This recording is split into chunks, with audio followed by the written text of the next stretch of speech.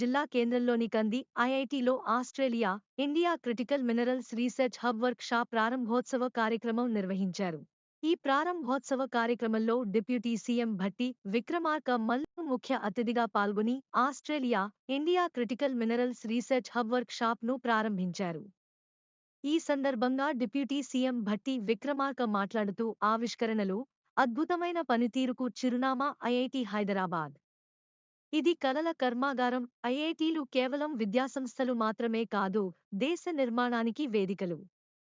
IIT హైదరాబాదులో ఇప్పటివరకు 11,500 పరిశోధన ప్రచురణలు, 320 పైగా పేటెంట్లు మరియు స్టార్టప్పుల ద్వారా 1,500 కోట్ల ఆదాయాన్ని ఆర్జించడం గొప్ప మార్పుగా మేము చూస్తున్నాం. Australia India critical minerals research hub కింద మోనాష్ యూనివర్సిటీ సహకారంతో చేపట్టిన కార్యక్రమాలు కేవలం తెలంగాణకే కాదు, భారతదేశానికే కాదు, ప్రపంచానికే కీలకం. తెలంగాణ రాష్ట్రంలో క్లీన్ అండ్ గ్రీన్ ఎనర్జీ పాలసీని రూపొందించడంలో ఈ వర్క్ షాప్ సహకార స్ఫూర్తికి అద్దం పడుతుంది. ఐఐటీలకు ఆద్యుడు పండిట్ నెహ్రూ. వీటిని ఆయన ఆధునిక భారతదేశ దేవాలయాలుగా అభివర్ణించారు. సైన్స్ అండ్ టెక్నాలజీ పేదరికం, అసమానతలపై పోరాడడానికి అవసరమైన సాధనాలుగా ఐఐటీలను నెహ్రూ అభివర్ణించారు. ఐఐటి హైదరాబాదుకు నాటి సీఎం దివంగత నేత వైఎస్ రాజశేఖర్ రెడ్డి కీలక పాత్ర పోషించారు. వారి నాయకత్వంలోనే పునాదులు పడ్డాయి. నాడు ఎమ్మెల్సీగా నేను భాగస్వామిని కావడం అదృష్టంగా భావిస్తున్నాను. తెలంగాణలో క్లిష్టమైన ఖనిజాలను వెలికి తీసేందుకు సమర్థవంతమైన మార్గాలు కనుగొనడం, స్థిరమైన మైనింగ్ పద్ధతులు అవసరమని మేము గుర్తించాము. అందుకే మా తెలంగాణ ప్రభుత్వం clean and green energy policy పరిశోధన, వాటి సంబంధిత సైన్స్ ఆధార కార్యక్రమాలకు ప్రాధాన్యత ఇస్తుంది. క్లిష్టమైన ఖనిజాలు పారిశ్రామిక ముడి పదార్థాలు మాత్రమే కాదు, అవి హరిత ఆర్థిక వ్యవస్థ నిర్మాణానికి ఉపయోగపడతాయి. సోలార్ పవర్ ప్యానెల్స్, విండ్ టర్బైన్లు, ప్రతి ఎలక్ట్రిక్ వాహనం, విద్యుత్తు నిల్వ బ్యాటరీలు వంటివి క్లిష్టమైన ఖనిజాల ద్వారానే నిర్మాణం అవుతాయి. 2030 నాటికి 20,000 మెగావాట్ల గ్రీన్ ఎనర్జీని ఉత్పత్తి చేయబోతున్నాం. గ్రీన్ హైడ్రోజన్ టెక్నాలజీని భవిష్యత్తు ఇంధనంగా భావిస్తున్నాం. ఆవిష్కరణల ప్రోత్సాహానికి, సుస్థిరతకు తెలంగాణ ప్రభుత్వం నిబద్ధతతో పనిచేస్తుంది. ఐఐటీల ఆలోచనలు పరిశ్రమలను పునర్నిర్వచిస్తాయి, ఆర్థిక వ్యవస్థలను పునర్మిస్తాయి. గ్రీన్ ఎనర్జీ, స్థిరమైన టెక్నాలజీ, శాస్త్రీయ ఆవిష్కరణలలో దేశంలో మొదటి స్థానంలో నిలిచేందుకు తెలంగాణ ప్రభుత్వం నిబద్ధతతో పనిచేస్తుంది అని అన్నారు. Together to achieve our respective targets for net zero transmission, but also contribute globally as bilaterally through our cooperation, and also as members of Quad to clean energy, to green energy. And with this wish, I would like to say once again a very good day to all of you. Thank you. Mathur, the Joint Secretary from the Ministry of Mines, the Government of India. Professor Murthy, the Director of Indian Institute of Technology, Hyderabad. Professor Mohan Yeri Shetty from Monash University. And all the distinguished participants and guests to this wonderful event of today. Namaskar. And a very good day to all of you. I must first of all thank the Australia-India Critical Minerals Research Hub and Monash University for putting together this 2-day symposium and workshop on Australia-India cooperation in the area of critical minerals. The timeliness, the significance and the importance of this event is self-evident. It is both in the context of what is happening in India and what is happening bilaterally between India and Australia, as well as the global renewable energy scenario.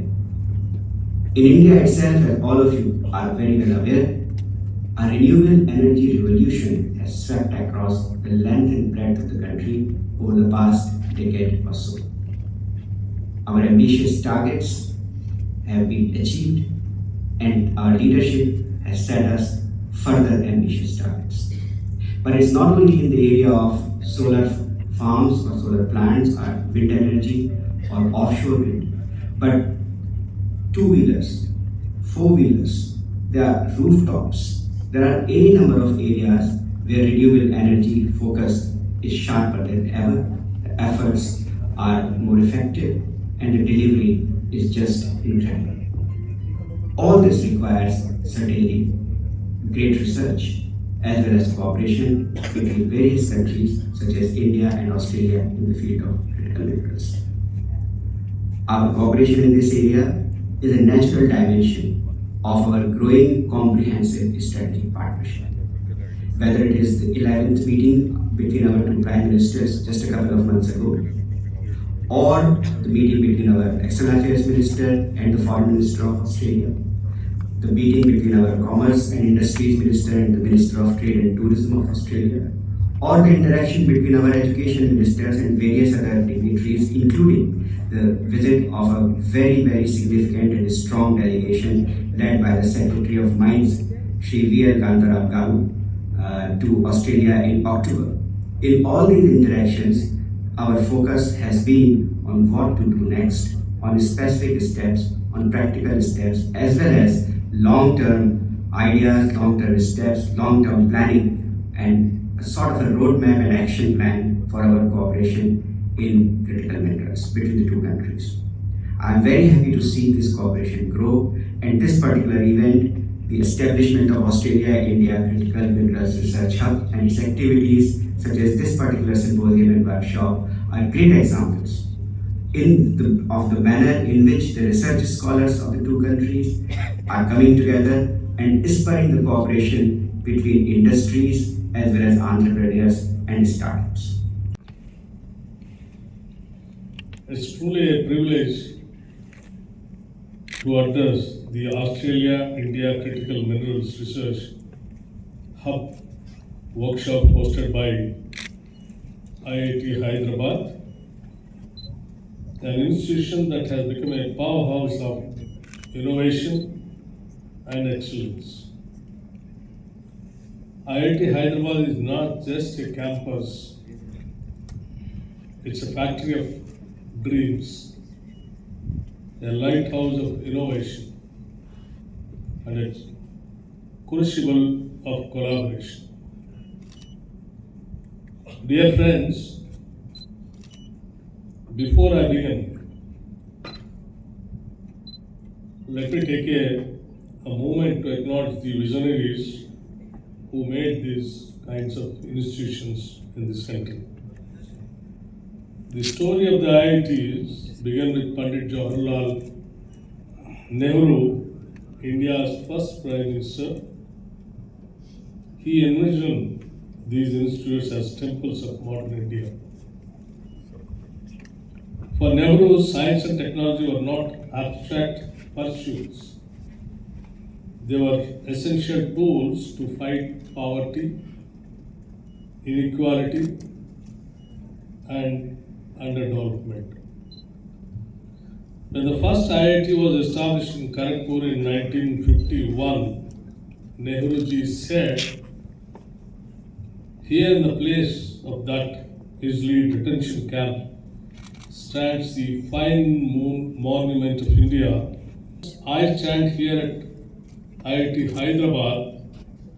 I see his vision brought to life, vibrant, dynamic, and brimming with possibilities." This institution is a shining testament to Nehru's belief in science. Role played by Dr. Y.S. Rajashekar Reddy,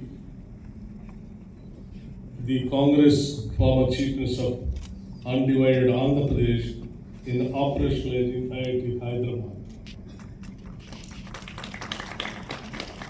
Dr. Y.S.R. was not just a politician. He was a visionary who understands the transformative power of education and research. And I am fortunate enough, as a proud congressman, I feel privileged to carry forward their legacy and to stand here today addressing some of the finest minds in science and technology. Research is often seen as an academic pursuit, something confined to laboratories and journals. But the truth is, research is the foundation of every real world breakthrough. whether it is finding efficient ways to extract critical minerals, innovating sustainable mining practices, or building robust global supply chains. Research gives us the what we recognize this connection, and that's why our Telangana clean and green energy policy emphasizes research-driven, science-backed initiatives. Critical minerals are not just industrial raw materials. They are the building blocks of the green economy. Every solar panel, every wind turbine, every electric vehicle, and every energy storage battery at its heart is powered by critical minerals. It's our job to create ecosystem where innovation thrives, risks are mitigated, and collaboration is celebrated. As Pandit Nehru once said, the future belongs to science and those who make friends with science. Today, in this room, I see scientists, innovators, policymakers, and industry leaders, friends of science, allies of progress, and partners in change. This workshop is not just an academic exercise, it's a catalyst for action, a bridge to collaboration and a beacon of hope for a sustainable future. Telangana is proud to support this initiative, and we remain committed to bring a leader in renewable energy, sustainable technologies, and scientific innovation. Let us walk together on this journey. Let us innovate, collaborate, and build a future that is cleaner, smarter, and more sustainable. Friends, with these few words, I thank you very much for giving me an opportunity of speaking to you all. Clean and green energy policy sets ambitious goals, adding 20,000 megawatts of renewable energy capacity by 2030. Prioritizing battery energy storage systems to manage intermittency.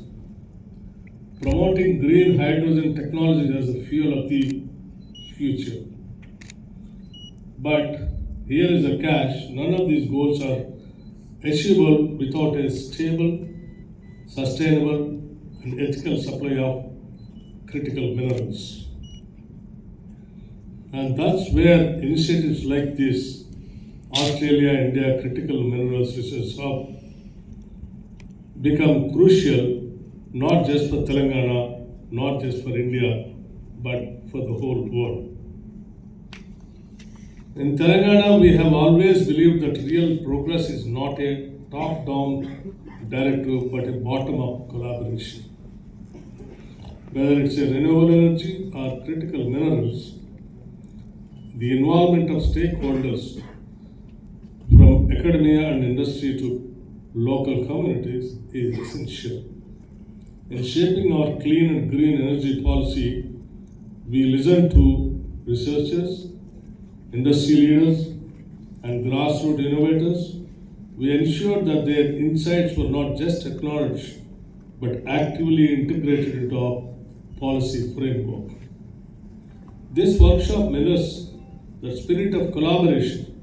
It's not just a platform for academic exchange, it's a space where ideas meet execution, theory meets reality, and science meets society. The IITs are not just educational institutions, they are platforms for nation building. At IIT Hyderabad, we see this transformation in action through over 11,500 research publications, 320 plus patents, and startups generating 1,500 crore in revenue. I always enjoy coming to IIT Hyderabad. Director, you're always very inspirational, so it's hard to speak after you. I will just take a moment to explain who on earth I am and why I'm here. As I said, my name is Hilary. I'm the Australian Consul General based in Bengaluru. That means I run the Australian Diplomatic Office based in Bengaluru. That looks after Karnataka and Telangana. So my job, in short, is all the things between Australia and India and these two states that we're trying to see move forward, whether that is trade investment, strategic foreign policy, all those pieces, and looking at this particular part of India. Of course, Australia and India, we have a High Commission in New Delhi, consulate in Mumbai, in Chennai, and Calcutta, which has a very strong mining focus, and here in Bangalore. So that's why I'm here. I'm mostly based in Bengaluru. I do my very best to be in Hyderabad as much as I can.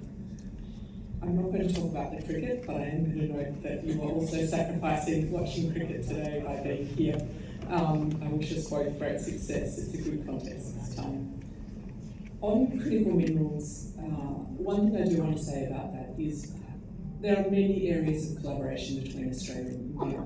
They cover strategic, we have a trade agreement, we have joint naval exercises, we have a huge number of students going in both directions, but also we spend quite a lot of time thinking about critical minerals. And we think about critical minerals because we would like to see diversity in supply chains, we would like to see the best research and technology capabilities between Australia and India, finding ways to use what Australia has, India also has, and what we would both like to see, which is technologies that are sustainable, technologies that meet future challenges, technologies that lift the prosperity of both countries and our region. So when Australia and India's leaders get together, when our trade ministers get together, when our science and technology councils get together, critical minerals is always part of that agenda. However, what we have here today is not a bunch of government officials. We have real experts working on the research in these areas, and we have industry connections to actually drive that collaboration and to move it out of, I guess, what you call high-level speech into practical ways to have things actually get off the ground. So